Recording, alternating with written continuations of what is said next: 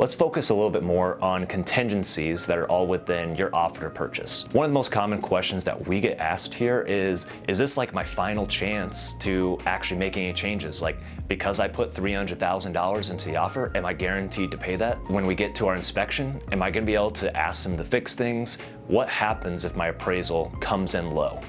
Just know that at each of these points of inspection and appraisal, that's typically a negotiation point once you've had that accepted offer. This is when you get the leverage as a buyer.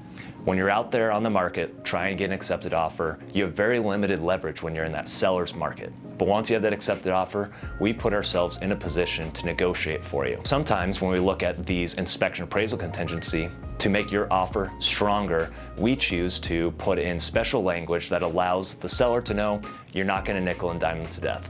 An example would be, you as the buyer are not gonna request the seller to repair anything less than $1,000.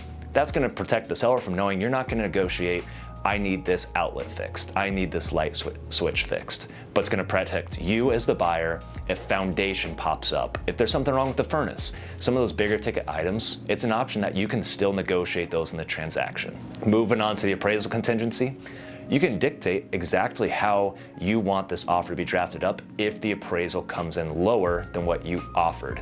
And what that means is that both sides know exactly what would happen in that case. Let's say you offered $300,000, the appraisal came in at $295,000, and you offered to cover an appraisal gap up to $5,000, you would bring $5,000 in cash at closing in order to bridge that gap. These are just a couple of ways that you can manipulate these contingencies in order to make your offer stronger.